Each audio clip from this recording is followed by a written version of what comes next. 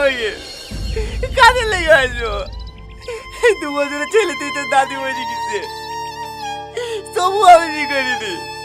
ছেলে দুটোকে মানুষের মতন মানুষ করে তুলছি, কোনোদিনে বাইরে আমার বুঝতে দিইনি।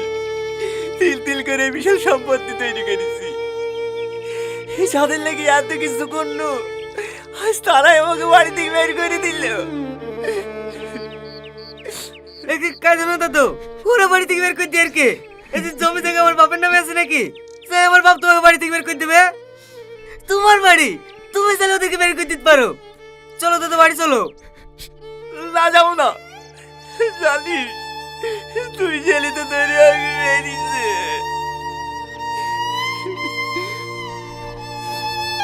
পারবি তো, তুমি শাসন করবে না যে? চলো থানায় চলো, আজ কি জোরবার নামে আপনার নামে কেস করবো।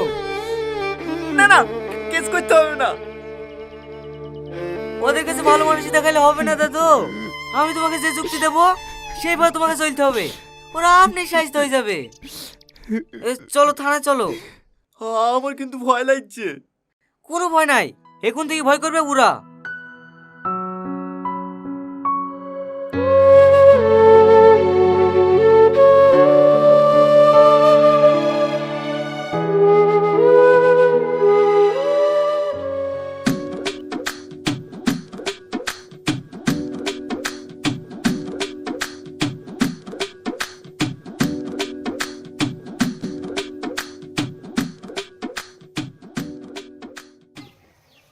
চান্দু মিয়া,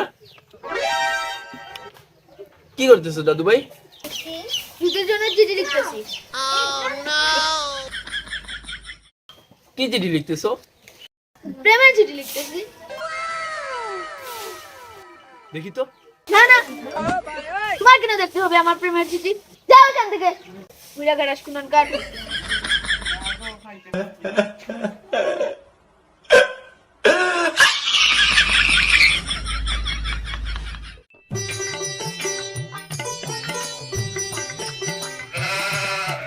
দাদু ভাই, তুমি যে আমার ফাফর মারলা, তুমি প্রেমের চিঠি লিখতেছো।